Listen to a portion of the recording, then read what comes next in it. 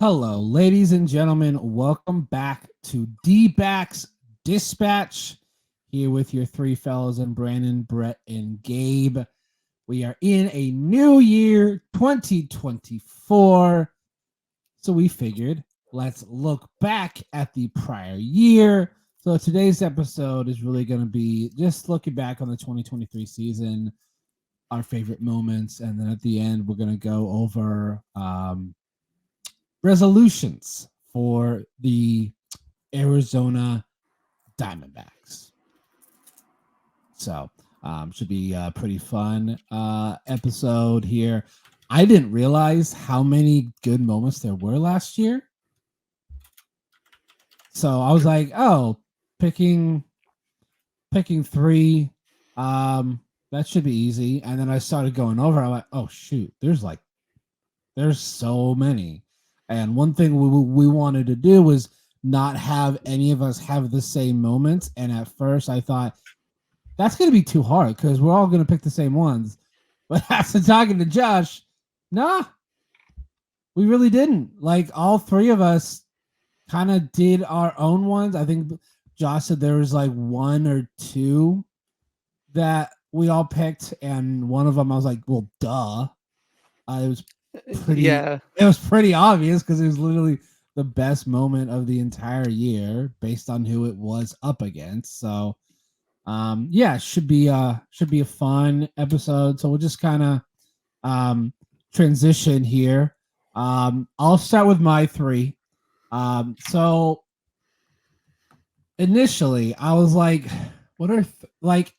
initially I was like, I'm just gonna do all Corbin Carroll moments because Corbin had a phenomenal season.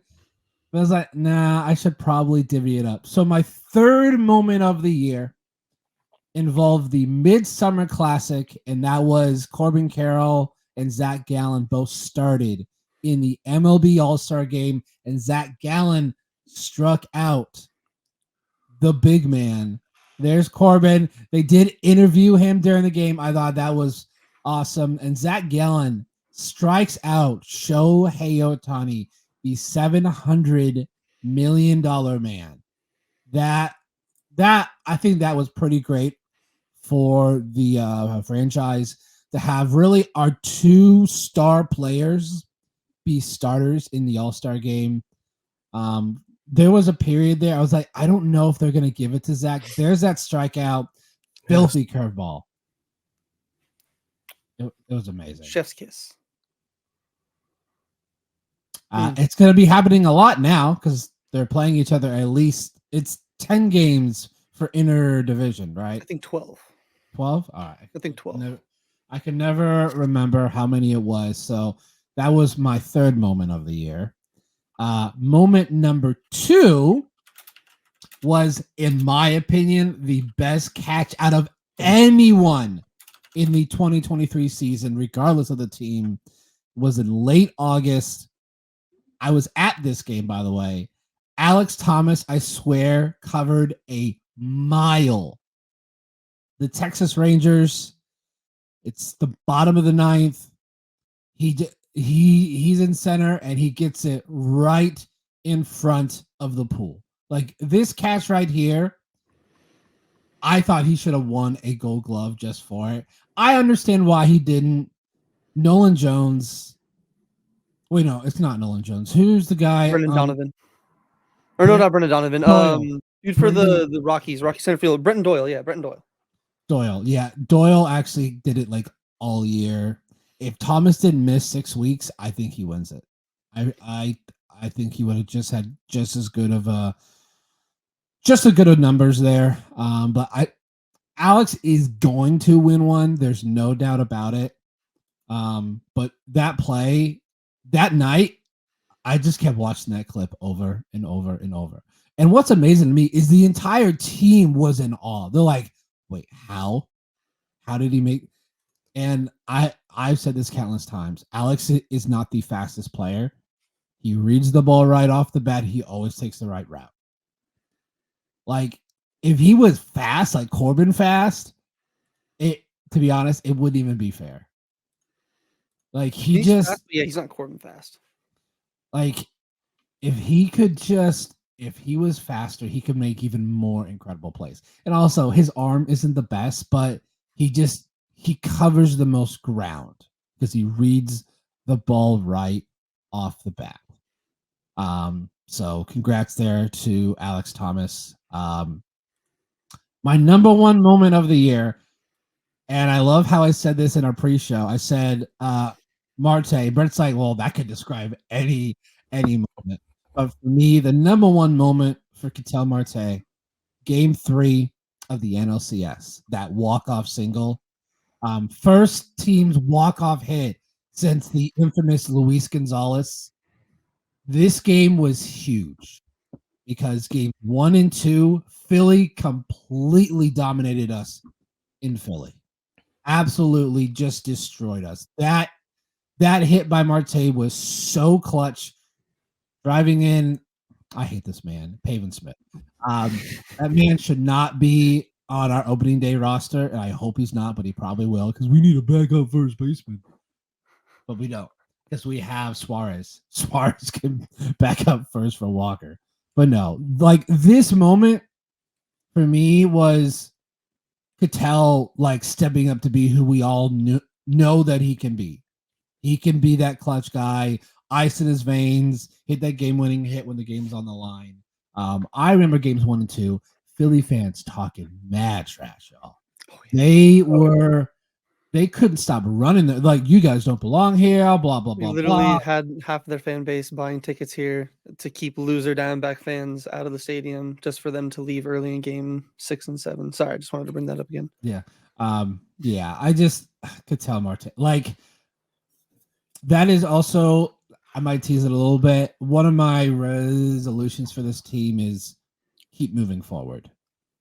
Well, we're not on resolutions yet. What are you doing here? No. I'm just saying it was a little bit of a tease there, but I want Ketel to continue doing what he did last year. Is that playoff hit streak was unworldly. Like, I thought of including that together, like just putting Ketel Marte's playoff hit streak. But I was like this hit felt like it saved their season because if they lose game 3, it's pretty much over. And all the media and the fans saying, "Oh, Diamondbacks don't belong here," kind of confirms that. But like they've done all year, the power of friendship won over. So I want to hear y'all's thoughts on what you think of my 3 picks. Also, I think they're pretty spot on. Like they're 3 like really.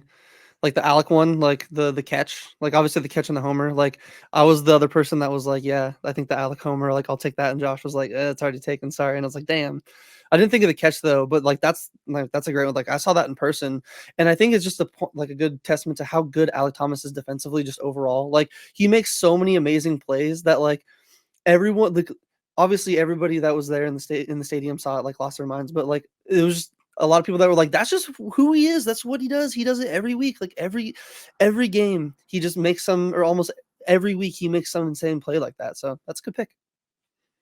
Yeah, I thought so too. Were we all at the same game then? Because I went with Brandon. I think we, because I think this was the game that I had a extra ticket that I gave to Gabe. I think that was this game.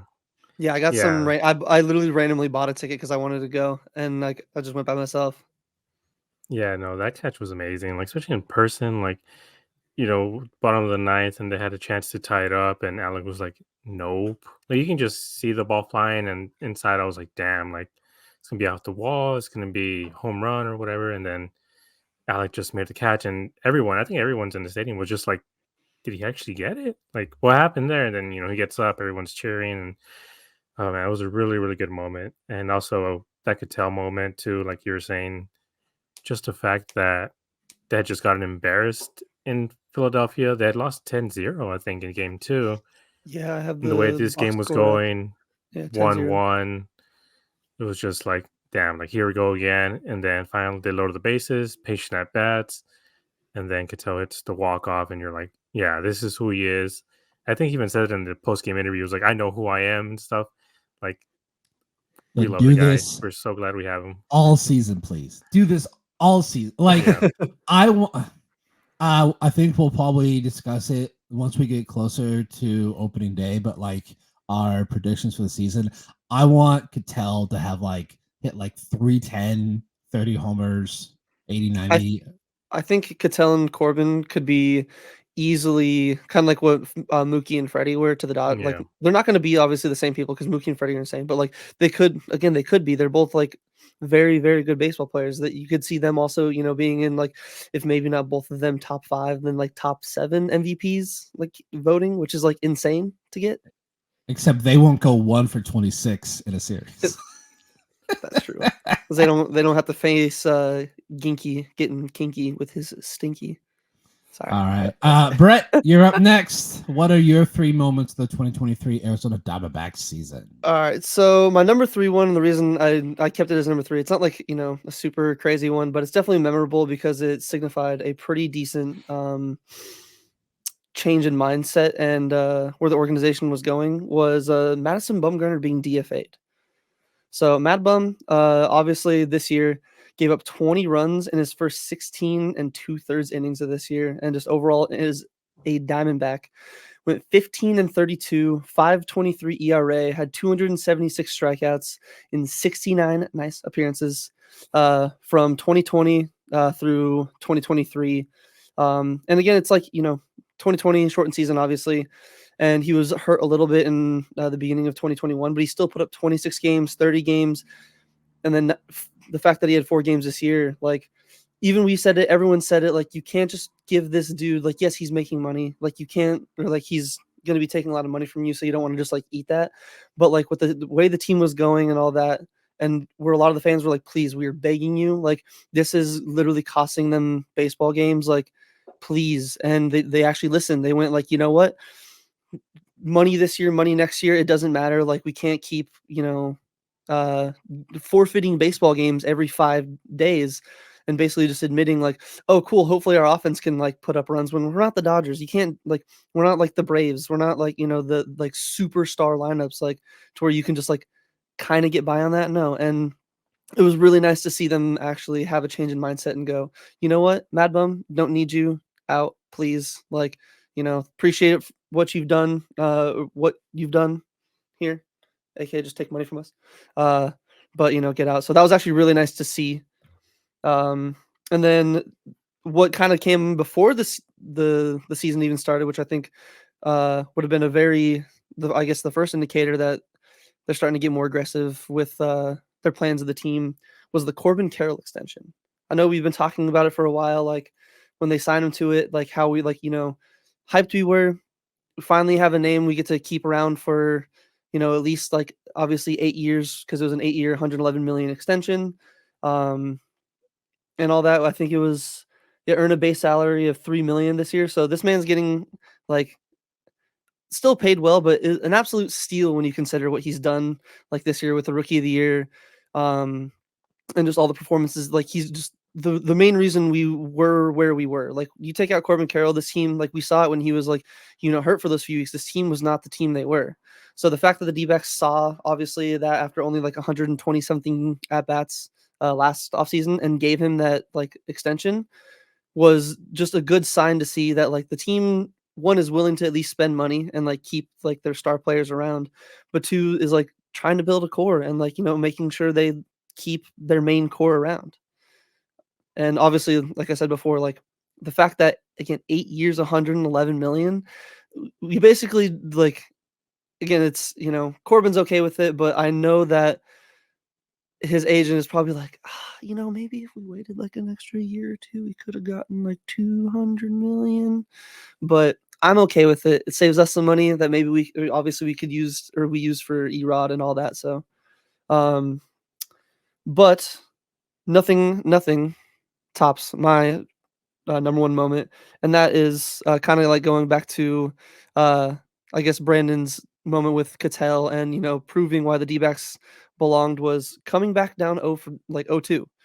Obviously, losing that first game was rough. Like it wasn't like they got absolutely embarrassed, but like they went down 4-0, kind of came back and made it I think it was they went down 5-0, came back and made it a 5-3 game, but never really did like anything super crazy. Got embarrassed 10-0 the next game. And then obviously turning around at home, the game 3 win 1-0. The game 4 with the Alec homer, obviously insane. Like you said, probably the craziest moment in D-backs history, or like at least the season, like the best moment in this season. And just having to hear the entire time from like the media, whether it's Russo or just all the Philadelphia outlets or just the Philly fans on Twitter, like you said, how the D-backs don't belong, how like, they're gonna get steamrolled, how the best fan base in Philadelphia, how like, the loser Arizona Diamondback fans can't even like have expensive tickets for the NLCS and all this other crap. And they go back to Philadelphia down 3-2 again after getting, I'd say, humbled a little bit. Obviously, we were a little more cocky after game 4, making it 2-2. Game 5, Zach Wheeler and the Phillies humbled the fuck out of us. That was a fun time walking out of the stadium. But like the game 6 and then game 7, like it was nice to go into Philadelphia, the best environment or best sports fan base in existence, and make them leave early in game 6 and game 7 of the NLCS.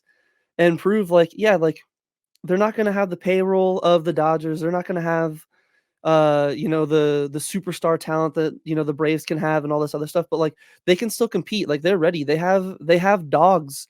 They have guys that are they got fire in their blood and they are here. They've got the the taste for the postseason, and it's only the beginning. Like there's at least obviously we hope, but this is going to be many years to come where like we might not win the division every year. We might not go to the World Series every year, but just to have competitive baseball, to have like this competitive like fire in this team again. It was so nice to see from them in that NLCS, like, because again, from that season, how we were at going down 0-2, even I was kind of like, if we can just make it a series, just win one game, don't get swept. I was kind of like, we made it to the NLCS, cool, pat on the back. Like, no pat on the back. Like, even going to the World Series, like, yeah, it sucks they lost. Like, they should be to win, but like, it's nice to even say that they have that fire, they have that aggressiveness to be able to come back from 0-2. And I'm never going to forget that. Like I will, like they can never make it to another World Series for another 20 years. And I will still enjoy this run and what they did this championship series. Solid picks. Thoughts for you guys? Question. Keep going. Did your Mad Bum pick, was that before or after I said it jokingly? Oh, he can't hear me. Darn it. Because I thought it was funny how you went Mad Bum. So did you pick that Mad Bum one before or after I said it jokingly? So I actually have, let me check my phone. So because we have like the timestamp in the group chat. I'm pretty sure I texted Josh because I thought that was hilarious. Friday at 7:32, and then in our group chat, let me find it. Because I thought that was an audible mention, but I did it like kind of as a joke because it's kind of sad that one of the moments is a guy losing his job. But you said it. Literally 7:32, the exact same time you texted another joke when Mad Bum getting DFA. Literally 7:32 p.m. on Friday, and then my text with Josh, 7:32 p.m. on Friday. I'll say my first one is finally letting Mad Bum walk and signaling they care about winning. But then I switched that with the NLCS. Yeah. I remember I posted a TikTok that day. I got some shit for it. They're like, how can you be celebrating a man losing his job? I'm like, go watch him. This is not like some everyday American where like, yeah, he got like, let go of his like salary to pay his family. He's getting paid $14 million next year to play with his horses. Like, I don't care. Yeah. Like, so yeah, again, that one, I was like honorable mention, kind of like a joke, but that Corbin extension is a damn steal after last year. Only Mike Hazen, you are a god. The fact that you got that done before the season, and he has this rookie season, and he's only going to get better. Like there was a period there, and I thought about putting it when we thought he was done for the year. When Don't bring me back to those dark times. Dude, that day Twitter was dark. It was like, oh, our season is done. It's over. The next day he's fine. He plays like 2 days later. And I'm like, see, y'all, and this is the thing I tell Brett. You got to go half full, not half empty. I've been hurt so many times. I'm not letting it. I was not ready for another AJ Pollock situation. I was not ready for another thing like that where like I don't know how contracts in MLB work, but I am definitely interested in can he ever redo this deal, because he's already outplayed that deal, in my opinion. Like, Yeah, it's been crazy. Yeah, I wanted to make 2 comments about the Carroll contract, because it just happened recently that somebody reposted it when Passan said like, oh, Corbin Carroll signs the extension. Go look at the comments. All the comments are like, oh, this is new Yasmani Tomas. What are they doing? The guy who's only played 30 games. And now if you look at the reactions of all the other teams who have young guys like this, everyone's like, why don't they sign him? Why don't they extend him? Why don't they extend Adley? I'm like, this is why you lock these guys up. Like, you know what you have. And obviously the front office knows exactly what they had with Corbin Carroll. And as you guys are saying, it's a steal. If they would have done it this year, you're talking 200 million. There's no way they sign it for 100 million.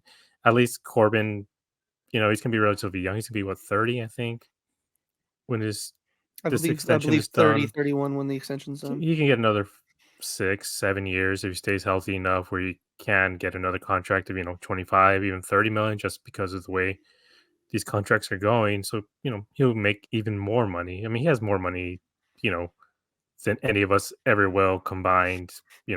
If we worked for the next 1,000 years, like the guy is setting up his great grandchildren at this point.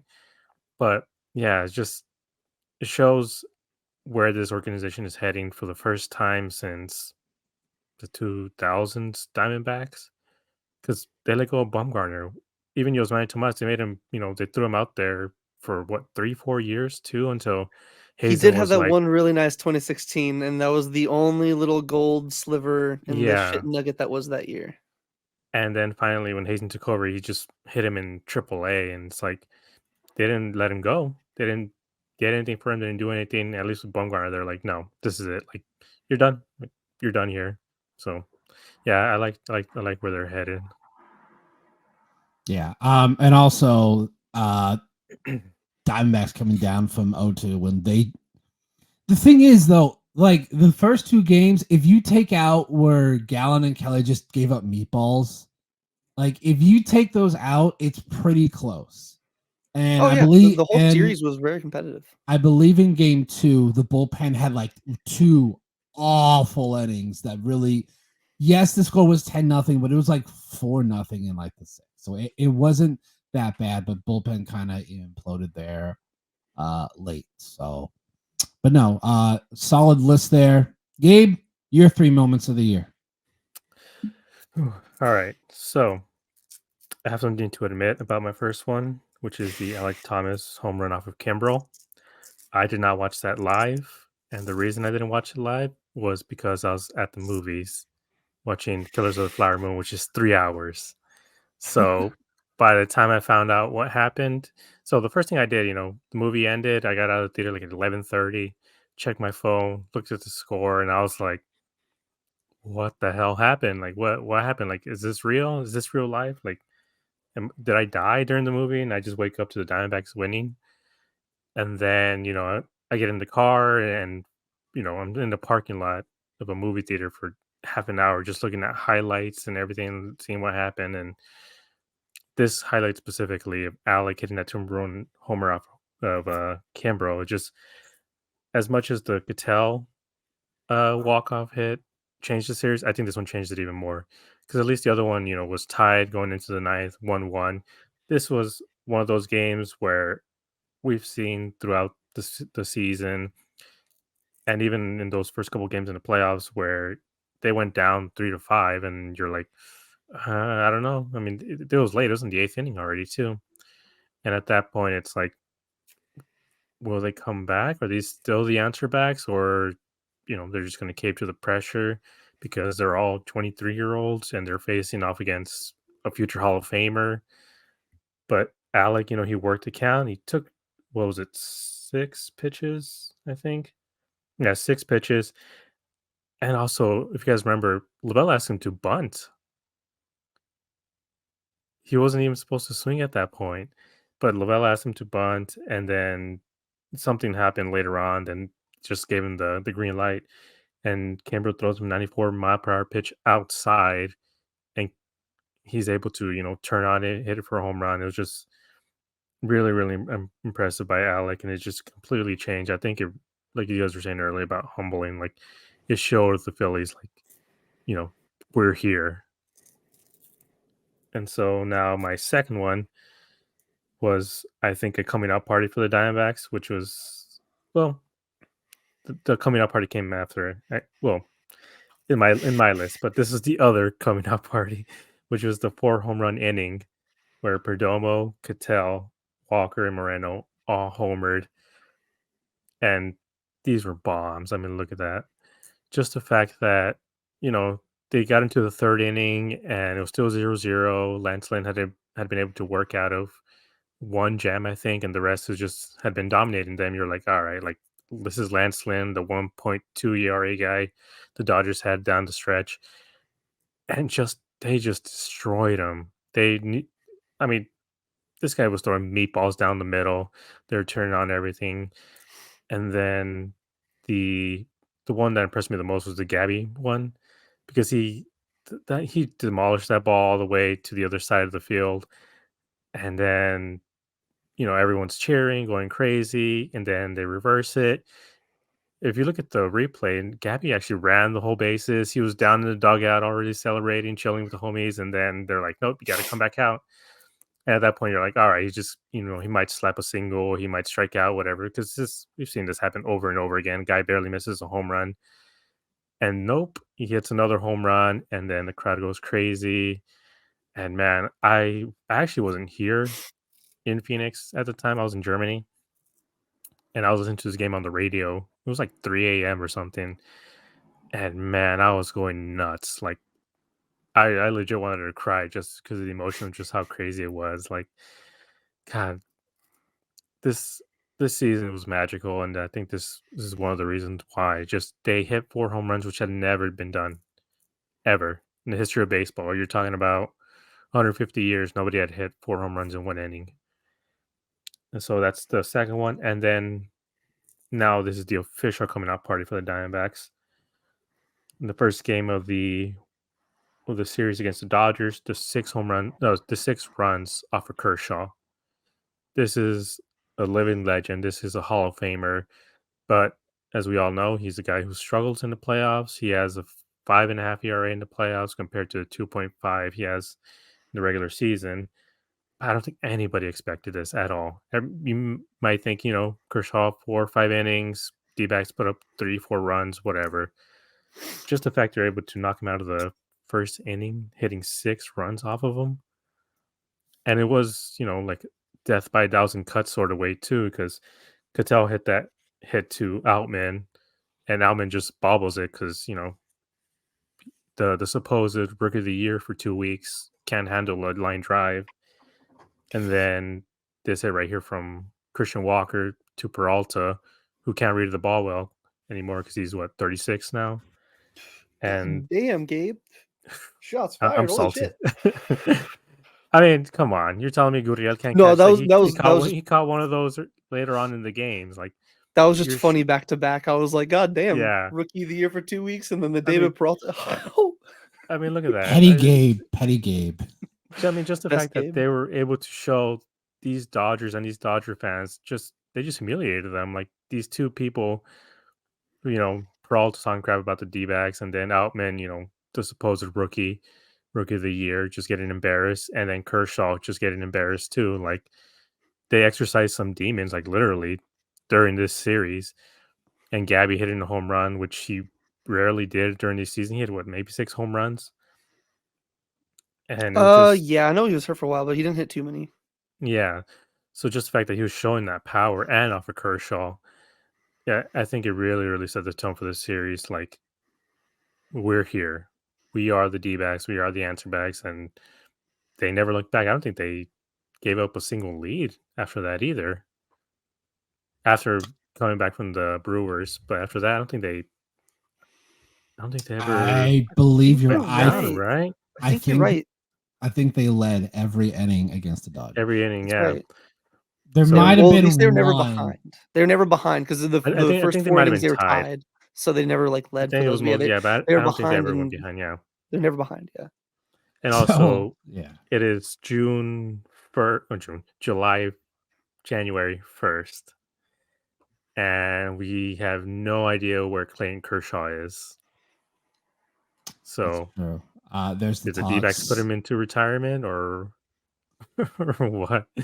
I mean, He's only like 34, by the way. yeah, he's. he's. I mean, I a hope he lot- comes He back, came but around when he was super young. he yeah, I has hope he comes mileage back though. in some way. But yeah, like, man, this was a magical run. And then, as the liner says at the bottom, just Bob Costas, was crying and peeing himself watching the D-backs dismantle his precious Dodgers. So, Solid what list. do you guys think? Solid list. So I didn't choose the 4 homer because I knew one of you would. I was like, let me pick ones that I don't think everyone's gonna pick. But no, that Alex Thomas clutch home run against Kimbrel was huge. And like Gabe said, the initial plan was Torrey, because I think there was a guy on first with 1 out. He was going to have him butt him over, put him in scoring position with 2 outs. It's the one thing all last season that we, as Diamondbacks fans, were getting so furious with Torrey over. I don't know what happened. I think he got ahead in the count. And that home run. And what's so great about it is he hits it right into the pool in right center. I was like, that's his domain, by the way. Right center, right in front of the pool. That's where he does his killing. I remember I didn't watch this game live. I was filming a high school football game, but I kept like checking the game like every 2 minutes. And I was like, crap, we're down. We're probably going to lose. They're going to take this. They're going to be up like 3-0 here. Oh, no, sorry. They're going to be up 3-1 here. It's almost a death kill. And I look at the title. I'm like, what happened? So I refreshed the Gamecast. He hits a homer. I was like, I need to see this homer. I kept refreshing Twitter every 30 seconds. Like, I need to see this. And I saw it. I'm like, damn, Alex. Yeah, say our young king, Alex Thomas. Yeah, say Gabe. That was the other one that because like I texted Josh about. I was like, "Ooh, I'll pick that one." He was like, already taken. I was like, "Yeah, it's understandable." Because like that, I've never felt the stadium like. Obviously, the 4 home runs in 1 inning, that place was rowdy. I've never felt the stadium like actually like shaking and like the people like just like going like absolutely ballistic. Just because like. Again, everyone's thoughts was like, oh, dude, this is kind of sucks. Like, like they just had that hope. We're like, we're already up on the Dodgers. Like, that 1 home run on Perdomo, that could have been enough. We were already vibing. Like, like it just added on. That like homer, just like the pressure out of the stadium when it lifted, that was like vibrating. I probably could have like vibrated up out of my seat and up to the 3rd level, honestly, with like how hyped everyone was. That's a good list, though. I'm not gonna lie. And then the Gabby the Gabby home run. Or the 4 home runs in the 1 inning and then the 6 runs in Kershaw made me want to ask you guys what bat flip was better. So Gabby's bat flip off Kershaw in the 6 runs in that game, or Gabby's bat flip after he actually like after the play was overturned and hit the home run for real and like threw that thing like as high as he could.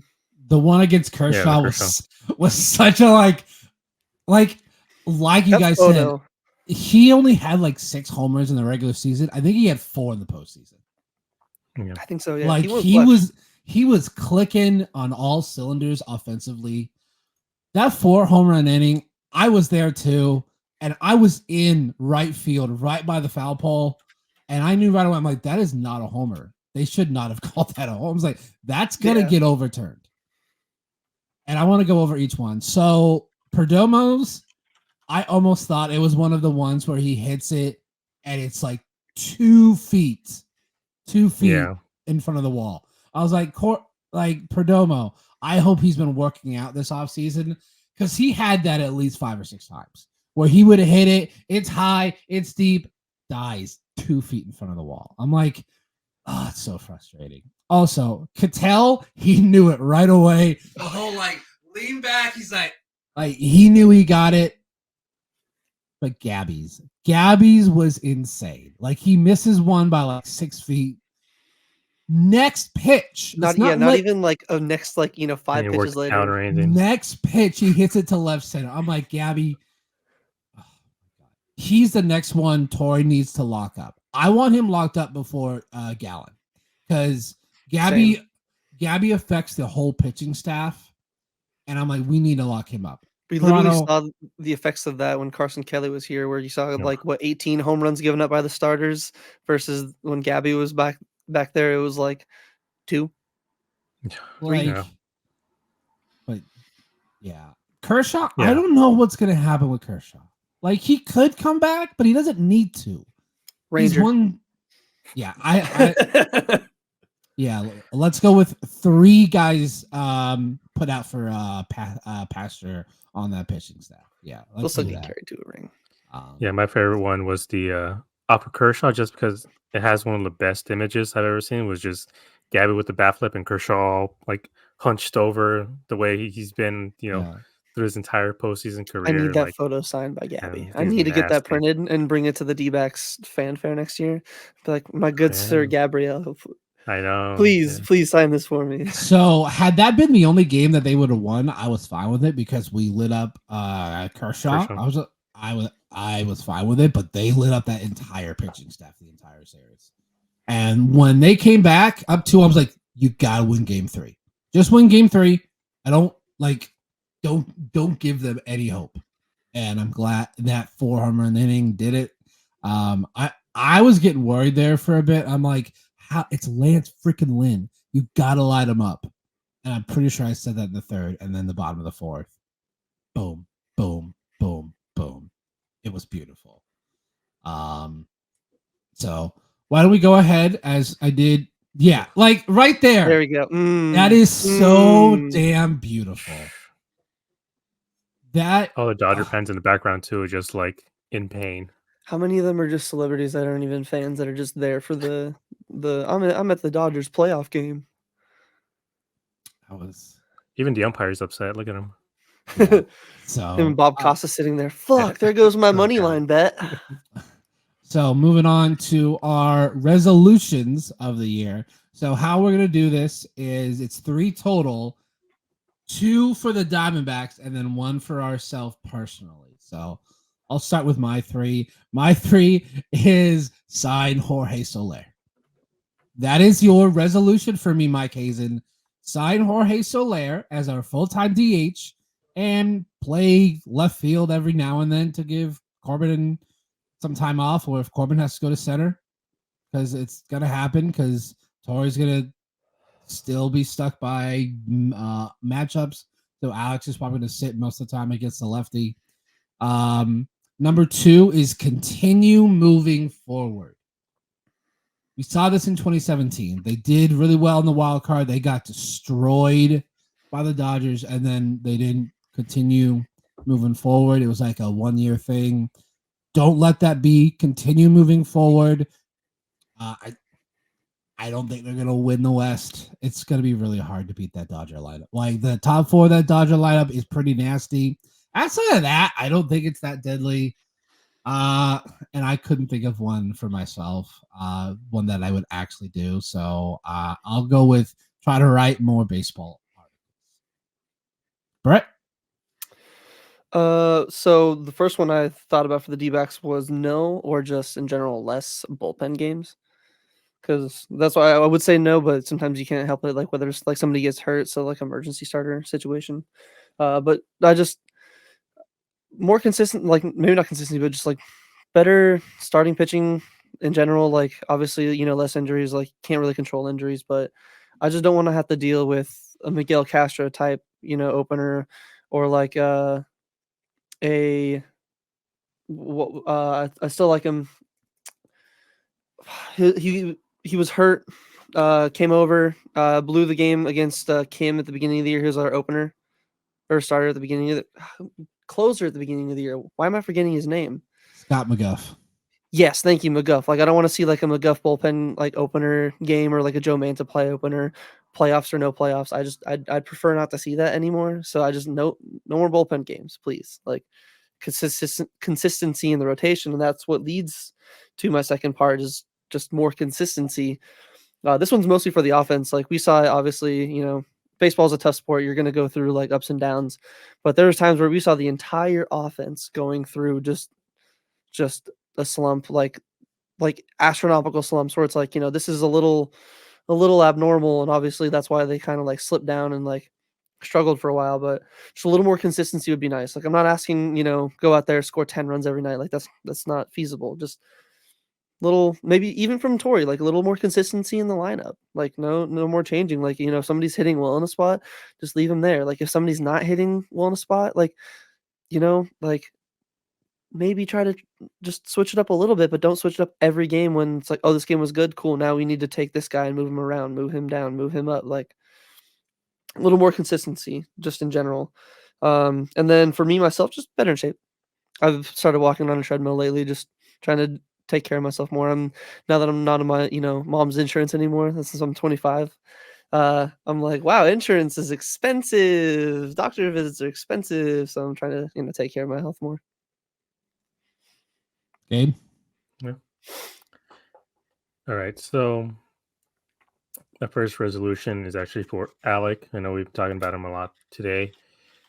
I wanted to hit for average, like just the fact that he's a Gold Glover, center field Gold Glove type, I guess technically because he hasn't won. But he's such a great outfielder that most of the time we were just like, yeah, whatever. His bat will come around 230, whatever. But I think he can be more than that, and I think we saw it in the playoffs. He batted, I think, 220, but he had like a 750 OPS just because of the homers he was hitting. I'm not expecting him to hit 4 home runs in 17 games like he did in the playoffs, but we were seeing him hit the ball up in the air a lot more, especially in the playoffs. Like if this is who he can be when he's not facing, the best pitchers in the league, I honestly think he can be a Chris Young type, especially in those in his. So I looked him up earlier. So Chris Young's age 24 season, which is Alex's season coming up, Chris Young batted 248, 315, and 443 with 20 homers. And this is why I think Alec can be. I mean, he's only 23 years old. He turns 24 in April, but I think he can be a 240, 250 hitter with about 750 OPS, and just having his power, or just having a guy there at the end of the lineup who can put the bat to the ball, get some hits, turn the lineup over. He can end up on third easily. He can steal bases, and then either Carroll or Marte or even Perdomo can just drive him in. So Brett's talking about consistency with the lineup. I think he's one of the guys we need to make, get some consistency. And then my other one is Gallon having a complete season for another year. He's had Cy Young votes, but he's just not able to put it all together at once for the entire season. And obviously there's going to be ups and downs. It just happens. But that last month and a half almost was just bad. Like this guy was getting hit really, really hard, especially in the playoffs. Like he was getting hit hard. They're hitting home runs off of him. Like he ended up with about a 3.5 ERA. Like that's not who Zach Gallen is. Zach Gallen is 2.5, 270 guy. But he got to 200 innings, got to 200 strikeouts. Is really, really good numbers right there. And I'm hoping he can put together a 2.7, 2.8 campaign with over 200 innings because he can win the Cy Young, and I believe in Zach that he's going to be able to do that. And with that, I think I honestly think maybe the first month or so they should have him, not just Zach, but the other guys in pitching staff, maybe have him on an innings limit, if not a pitching pitch count limit, 85 pitches, 5 innings, whichever one comes first, just because they're heavily taxed during the playoffs. Maybe just give them time to actually rest and recover properly for that first month. And so for my personal goal, I guess, would be to draw more. I like to draw. I like to paint. Haven't didn't really do it much this year just because didn't feel like it. So, hopefully I can find some more inspiration to draw and paint. Maybe I'll put some make some Dbacks stuff or something. But yeah, So, what do you like to draw / paint? uh, I do portraits and landscapes mostly. Hell Yeah. yeah, those are hard as hell. So that's good. That's some Yeah. good shit. So now let's hear from the man behind the screen, the voice. Josh, what are yours? And make sure you're in the studio when you do it, by the way. Yes, thank you. I started talking until you told me that. So yeah, no, I was actually thinking of a few that I just like thought of as Gabe was talking, but I think it's more of like the stadium stuff. So a few things I'd like to see, obviously fix the roof. I want to see that roof open while I'm in it without worrying about dying. That would be fantastic. Second one, now that they have those LED lights installed, I'd really love to see them get created with how they use those celebrations and all that stuff. Really love to see them get creative with that. And then I believe, did I have a third one? Maybe it was just bring McDonald's back because my seventh inning Yes. tradition was to get a McFlurry. Like my dad and my brother and I, we would always get a McFlurry in the seventh inning. So if they could bring McDonald's back into the stadium, that'd be great. That's And my Panda resolution Express. for them. Yeah, and Panda That- too. Now that you bring Panda. that up, I'm curious what things will be there this year that were there and weren't there. I hope last it's not year. as much gore. Like, I don't get me wrong, I like better food, but I don't like all this super gourmet stuff where I'm like, I don't want to pay $25 for Yeah. just something I'm Yeah. gonna eat. in life. So last year, you know how they had like those team specific hot dogs? Those were actually pretty good. I'm not gonna lie. Those were pretty good. I had the one they had against the Padres. I got super sick, so I didn't have any hot dogs at the stadium the rest of the year. I was like, nope, not happening. Sorry. Fair. So yeah, I'm like they always do something very creative with like the food and stuff. So I'm very, very curious about that. But as I tweeted on our show account a couple days ago, still a lot of work to be done on this team. There's still a lot of holes that need to be filled. Like I said, a full-time DH. So Jorge Soler would be my pick. I wouldn't be mad for JD Martinez. A actual number 5. If they have Tommy Henry, it's not that it's bad. I just wouldn't feel comfortable about it. So another, and I know some people talk about Zach Greinke. I'm like, I don't. To be honest, I'd rather have him in the bullpen, personally. I'd be okay with that. And also, we need a backup catcher. Sorry, Herrera. No, Herrera cannot be our backup going in. What's our system looking like catcher wise? Nothing. there's really That's anything, why we yeah. had to Yeah, trade no, but for like Gabby. even still though, is there like who's a minor league catcher that might be better than Herrera? Isn't one. That's why we had to trade for Gabby because Carson wasn't it. Like I we just need struggled. enough to like not be like ass like Okay. just And the So, thing with Herrera is that the pitching staff loves him. Like he plays great defense and he calls great games. Just but man, the bat is just not there at all. He bats like $150 or whatever. Like the drop off is so insane. once a week, I think I'd be fine because Yeah. I don't want because again, I don't want him to have too much catching in season and he's too worn out for the postseason. But again, there's no guarantee for the postseason, so you do have to make sure that you prepare for all of that. That's the one issue I have with Gallen and Kelly not doing as much early is that could hurt them with games that they should have won early in the year. But every team, like the first month to 6 weeks, you'll see a lot of guys that are done after 5, after like 70 pitches. just because it takes so long for them to get their arms ready. I'd be down to give one of the aces. I think no, is this aces? Yeah. So it looks like he was called up at the end, but Adrian Del Castillo. He was drafted recently, but like last year, 2023 minor league stats: 357, 54 runs, 94 hits, 14 homers, 263 average, 369 on base, 814 OPS. I think most of this was. I'm gonna double check. Most of this was in Amarillo, and then 37 of the games were in Reno.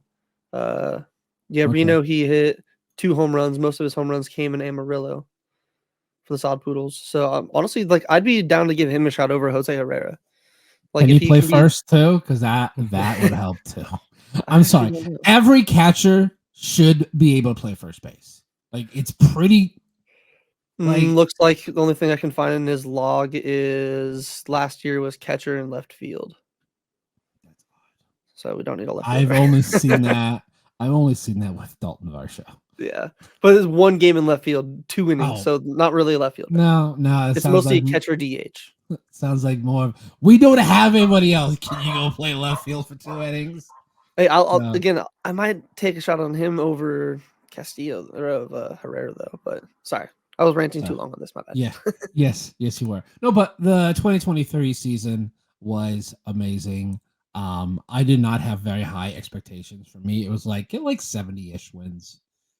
Just because we saw that Padres lineup and the Dodgers lineup, and I was like, yeah, we're not going to compete with that. Now this year, I think we are number 2, and I think we'll probably be about where we were last year, and anywhere between 83 to 87 wins. I think that is entirely possible. Padres took a massive step back. But one final honorable mention for a favorite 2023 season moment. I don't know if Josh has any graphic for it, but in Milwaukee, Yuri Gurriel making sandcastles in the dirt. That was one of my favorite moments of last year. That was hilarious. Like, and I'm so happy that they got him back. You could tell he's like the bigger brother to like Alex Thomas and Gabby. Like, it's just who he like. I think him being back is going to be beneficial on and off the field. Like, he is in the clubhouse. Everybody loves him. Like, how can you not love him? Yeah. Like, how can you not love him? So, any parting thoughts today, Brett? No, just excited for 2024. Hopefully it's another fun year of Dbacks baseball. Hopefully we can get, obviously, we're not going to have any moves made free agency wise in the next week or two, but hopefully the first Dbacks free agency move of 2024 is a good one. Maybe Soler. That would be nice. Gabe, last thoughts? Yeah, so I'm looking at the calendar. We are about a month and a half away from pitchers and catchers reporting and 53 days from the first Cactus League game. So we are not that far off from the season starting again. So, get excited. Excellent.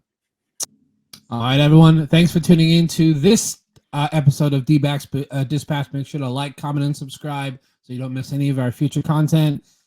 Make sure to go ahead and check back some of our previous videos and see what we are all about here at Dbacks Dispatch. You can find all of our socials in the description box below. We'll see y'all later.